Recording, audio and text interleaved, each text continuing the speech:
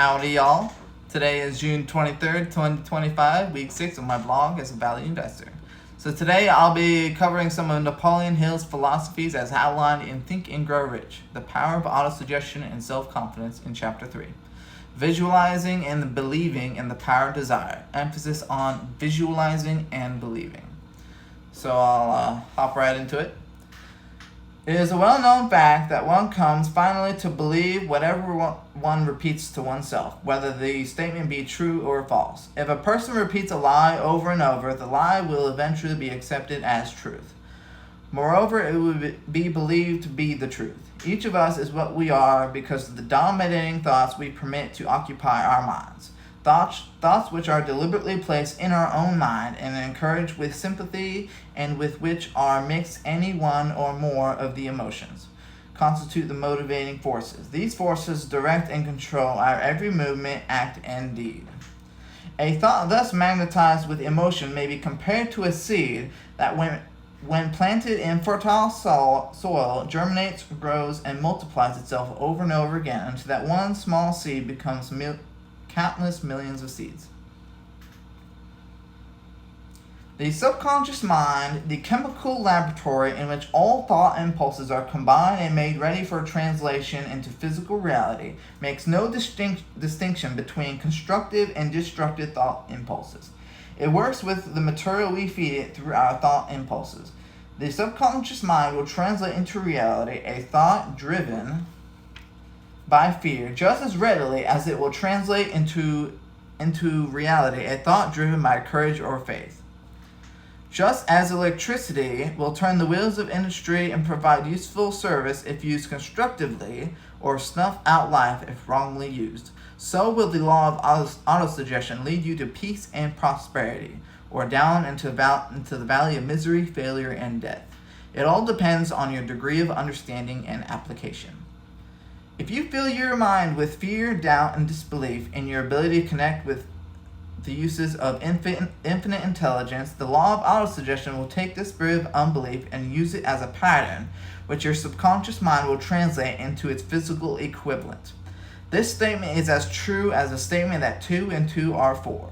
Like the wind that carries one ship east and another west, the law of autosuggestion will lift you up and pull you down, according to the way you set your cells of thought.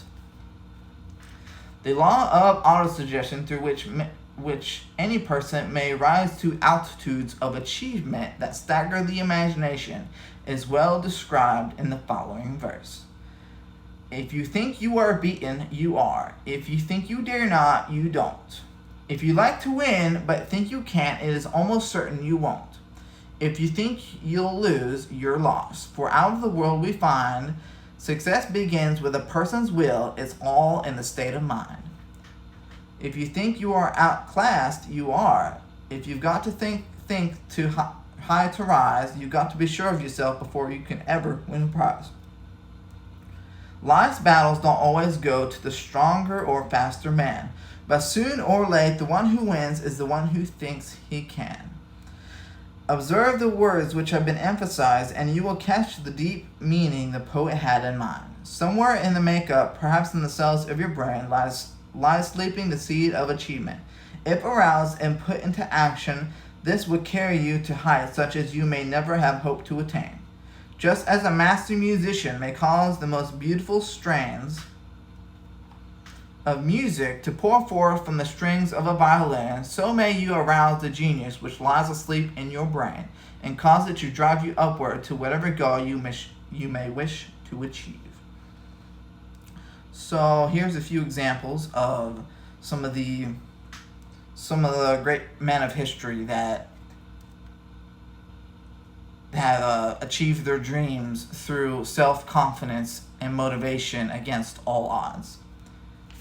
Henry Ford, poor and uneducated, dreamt of a horseless carriage. He went to work with what tools he possessed without waiting for opportunity to favor him.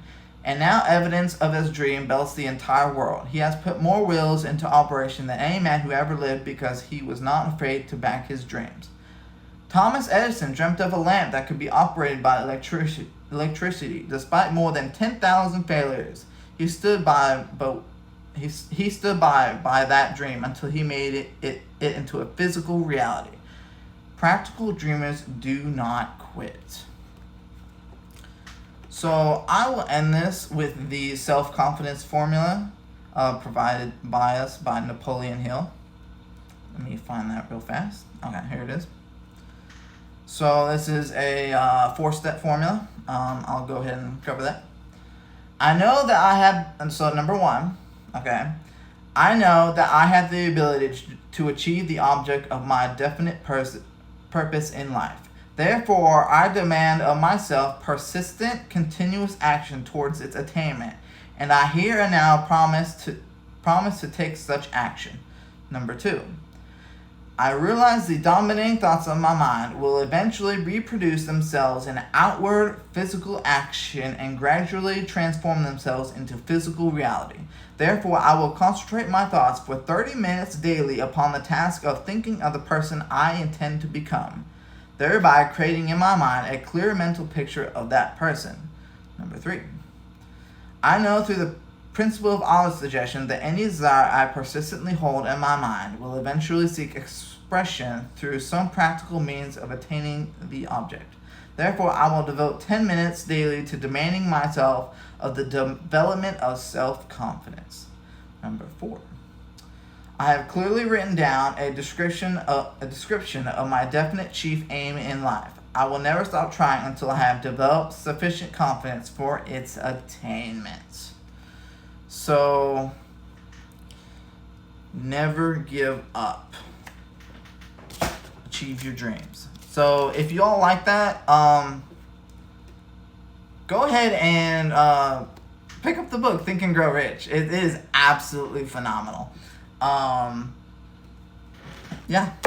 And if y'all like this video I put together, please like and subscribe, and please leave some comments and any suggestions for future videos.